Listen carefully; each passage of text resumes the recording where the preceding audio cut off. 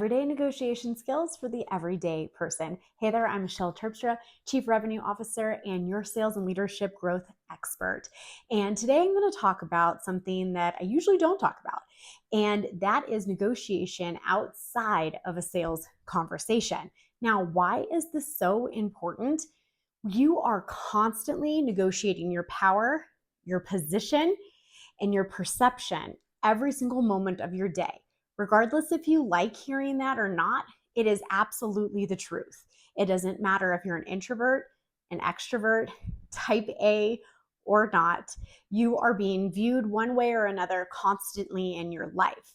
Now, if you're a type A, or if you're ambitious, or you're in a powerful position right now, this might feel really like something you've known for a long time. You're like, yes, every message that I send, every conversation that I have, every decision I make, everyone's eyes are on every single one of those pieces. So you might be hyper aware that this is happening, but I also want the person to hear this that maybe isn't yet in that power position. Maybe you're not a sales leader yet.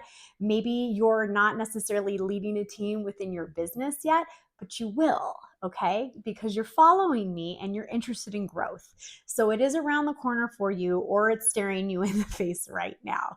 And this is a really important conversation because as leaders and as people that are just generally ambitious and want great things out of life, perception, power, these things are really important. So I'm going to deep dive into just a couple of ways you can get more comfortable with everyday negotiation.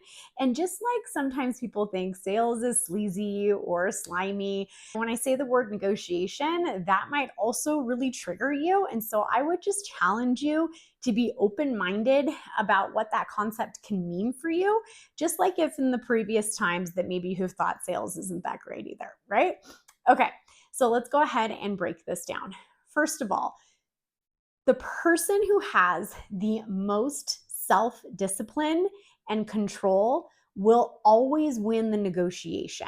And this can be really hard to hear sometimes because if you're like me, you're super passionate, you're excited, you care, you want to do all of the things. But the number one thing that you can do in order to have the power position in negotiation and everyday negotiation is to be the one who can be emotionally controlled and reserved. Now, this doesn't mean that you show up with no empathy, no emotion, no excitement. But there is a key point here, and that is self-control. Self-control is really important, especially, like I said, when you're passionate, because if you react and you don't respond, that becomes a very dangerous place to hang out. It causes miscommunication, it causes conflict, it escalates situations that frankly just don't need to be escalated, okay?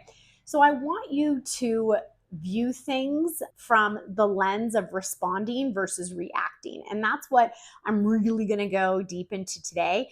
And if you really like these concepts of everyday sales skills and how are everyday skills that transfer from sales into your everyday life, I would really like to know in the comment section below.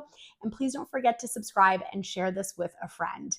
Okay, what is the difference between reacting and responding? Reacting is like a very visceral feeling, like you see a message come across or you're in a conversation, you're on a team meeting. There's lots of different places that this can happen. You can be in person with team or with clients, and people will say things that are A, going to hurt your feelings, B, diminish your work or your results, or C, they're going to just challenge you in general, right?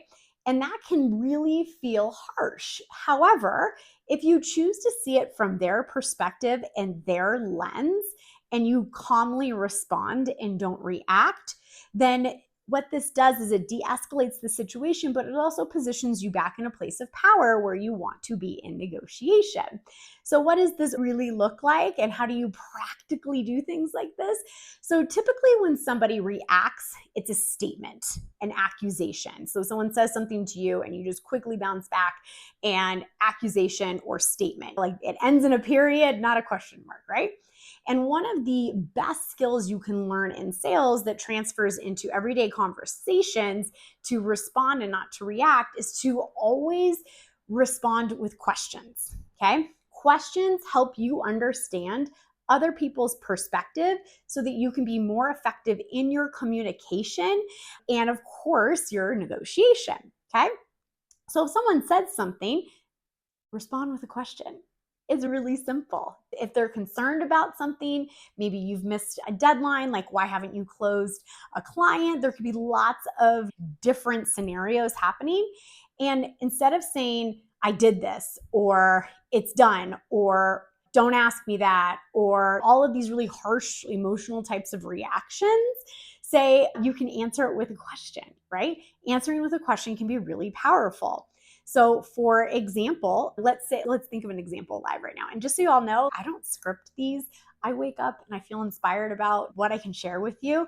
And so none of it's scripted, and I really like it that way. So if you like it that way, let me know in the comments section below. But a question. So for example, if somebody was asking me for a raise, okay? Instead of me feeling, wow, like we pay you amply, like you're compensated so well, all of these things that are about me and the company, and I might feel triggered because I set up the comp plan. Instead of being like, no, or don't, or this, or that, or you're asking for too much, or all the things, ask a simple question like, hey, thanks so much for reaching out. What has specifically changed over the last couple of weeks that you're interested in receiving more payment or a raise or increased commission? How has your performance changed? What has changed in the environment? How are you helping the company? Like all of these questions, right, are really important because a lot of times people ask for things in the wrong way, but you as the leader, it's your job to either stand firm with your decision or to explore the conversation. So I really challenge you to think about all of the triggering conversations in your life. And this could be you as a business owner leading your team. This could be you as a sales leader leading a sales team. This could have a lot of applications. Also, if you're an agency or a service provider, you are constantly negotiating your position and your authority with every single one of your clients. It's a very deep and involved engagement.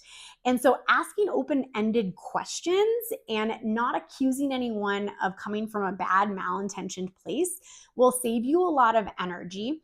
It will negotiate you back into a power position, and you'll just generally be happier with your life when you can understand how to respond and not react. And the last thing that I want to leave with you, my biggest thing at the end here is that it's not always about you. So when you feel that visceral reaction, just know, although the question or the demand or the accusation or whatever's happening may go towards you, but it's likely not about you. And as we evolve in our personal growth journey and we become better leaders, you will start to identify that really quickly. So I challenge you to show up with responding and not reacting. And once again, if you like this type of content, you want me to expand beyond just general sales knowledge, let me know in the comments section below, and please subscribe. And if you feel so inspired, please share. Till next time.